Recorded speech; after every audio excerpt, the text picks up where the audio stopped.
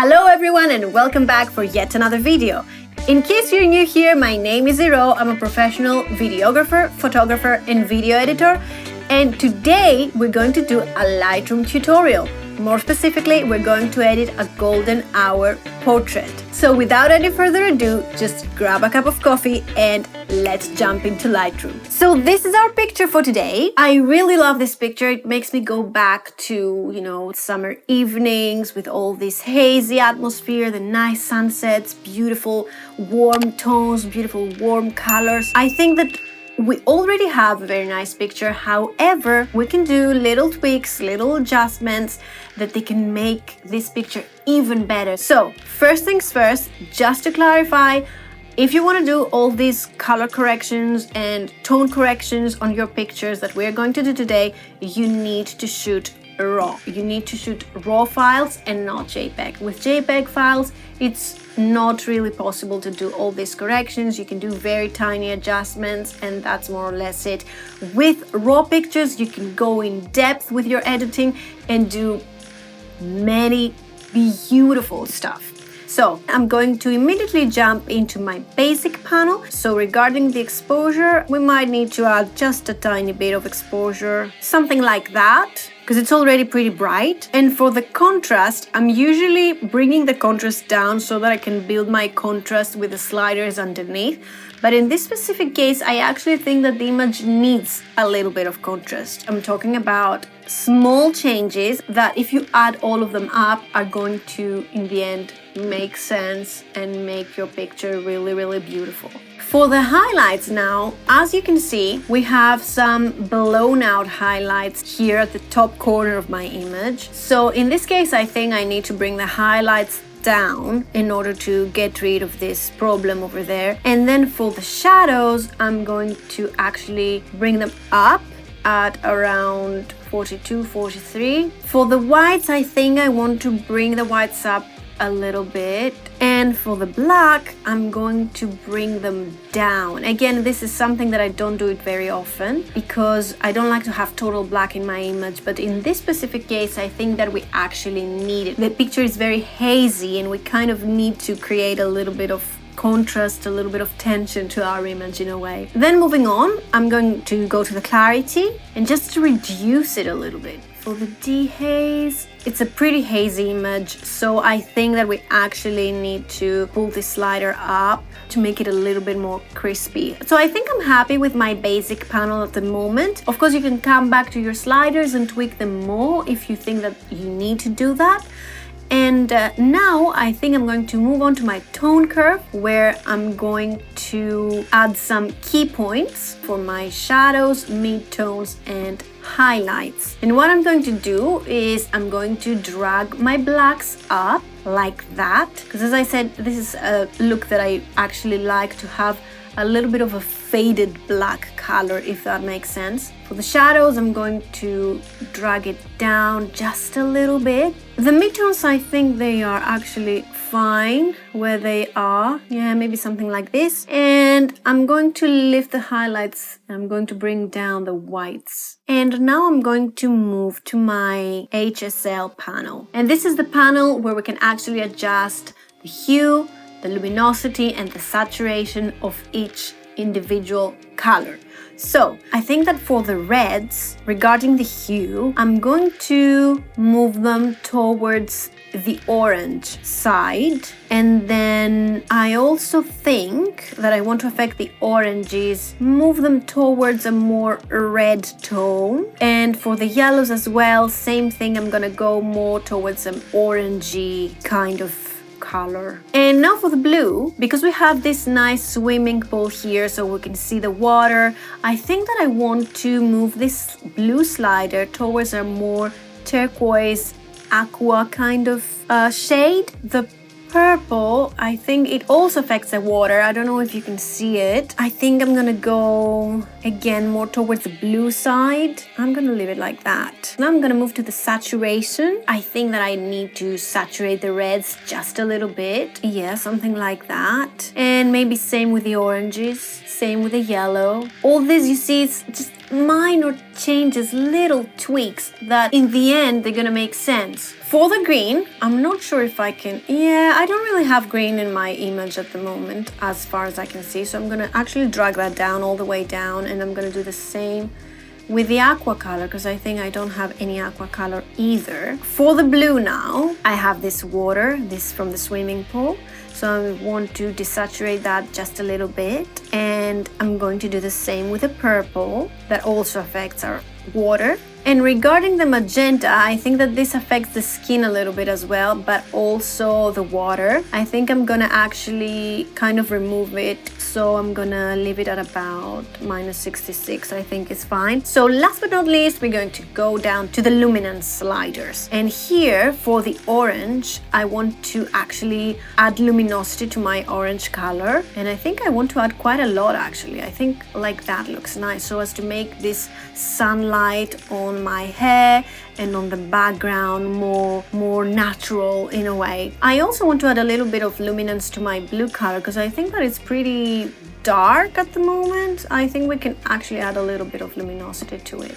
Next up, it's the split toning. And if you guys have seen my previous Lightroom tutorials, I say that split toning is the panel where you can actually add character to your image. You can actually create your own personal style. So in this specific case, let's see what we can do.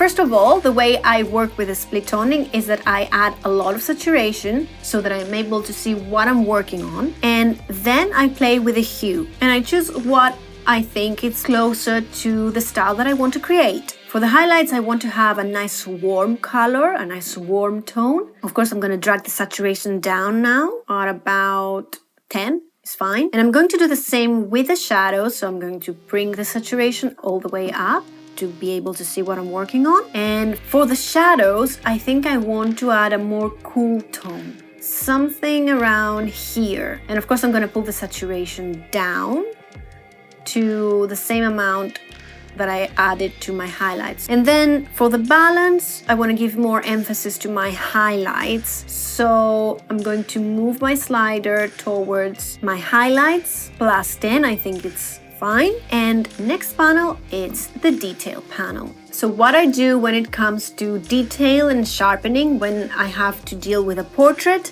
is that I focus on the eyes of my subject. So the first thing that I do when I come to my detail panel is to hit Option on my keyboard and work on the masking slider. So what I see here with the white color is what I'm actually going to affect when I'm going to use my sharpening tools. So as you can see, I want to go, I think somewhere here, where I can only affect my eyes and the outlines of my hair and of my clothes and stuff like that. So very little things that I want to affect with my sharpening tool. I'm going to drag this up, radius maybe just add a little bit more. I'm not really sure if you can see the changes on the detail panel on your computer because the changes are really subtle. To be honest with you right now, I think I'm finished with my major changes and I think it's time to start my local adjustments. This means I'm gonna start working with my brushes. So the first thing I want to do with my brush is to hover over my hair. This part of my head is hit by the sun. So this means that I would like to make it a little bit more exposed so that you get the impression that the sun goes through the hair, if that makes sense. Just to give them a little bit of light and maybe also just a little bit of clarity. Actually, I might add even more. See what I'm talking about? So I think I'm happy with that. Then another thing that I do when it comes to portrait is work on the lips. So I'm gonna zoom in and I'm gonna get a new brush and I'm gonna hover over my lips over here. By the way, if you hit O on your computer, you can see exactly the area that you're going to affect with your brush adjustments. So I think that in this case, for the lips, I want to add just a little bit of exposure. And of course, I want to add more saturation. And I think we're good. So as you can see, all the brush work is mainly focused on details that I can improve on my subject. I want to grab a new brush go iris enhance, make my brush a little bit smaller and just hover over my iris. What I want to do is reduce the exposure because the default exposure, I think it's a little bit too much every time. 0.16 I think it's fine, maybe even less because I don't want it to look fake. And then for the saturation, I really want to reduce that. I really want some minor changes and not something drastic. And the clarity, I'm just gonna go back to 0. And I think I'm happy with that. Another thing that I like doing in my portraits, when I edit portraits, is to grab a brush and hover over the lashes and the eyeliner of my subject. This is something that I've also mentioned in a previous Lightroom tutorial that I've done about editing spring portraits. I'm gonna link it up here if you're interested. It's a technique that I like doing, and I think that it actually accentuates the eyes of your subject. And what is more beautiful than a nice pair of eyes in a portrait? I'm going to add a little bit of contrast. I don't want to change the exposure or the saturation. These are going to go back to 0. And I actually want to add only contrast and reduce the black so as to make it even more black. I'm gonna make my brush pretty tiny, and I'm going to hover over the eyelashes and my eyeliner. All right, maybe I want to add even more contrast. Okay, as you can see, that's too much. I'm going to leave it at about 9. I think it's all right. And zoom out. Let's see. Yeah, I think it looks pretty. It looks natural. Another thing that we can do if we have a portrait is to work on the skin. Of course, I always say that if you want to do very intense or detailed work on the skin for a portrait, I highly recommend that you go and do it in Photoshop because it's much more advanced. You can do more stuff there. You can make the skin look perfect. But in this case, I don't really want to do that. I'm not interested in doing that. So I want to just click on the preset Soften Skin brush and zoom in. I'm gonna make my brush pretty big and I'm gonna add quite a lot of feather. And I'm just going to hover over the skin in order to make it a little bit softer, in order to get rid of the unwanted texture.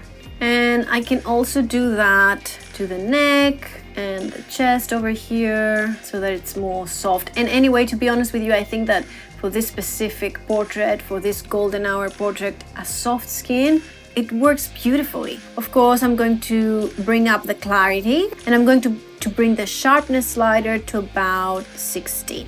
And the last thing I want to do on the face and the skin and stuff like that is to add a brush with some exposure on it and actually highlight some of the areas on the face so that it adds a little bit more depth to the face, if that makes sense. So let's see what we can do with that. Okay, to be able to see what I'm doing, I'm actually going to add a lot of exposure at the moment. I don't want any sharpness. We're going to go back to 0 for that. And I'm going to zoom in again right here.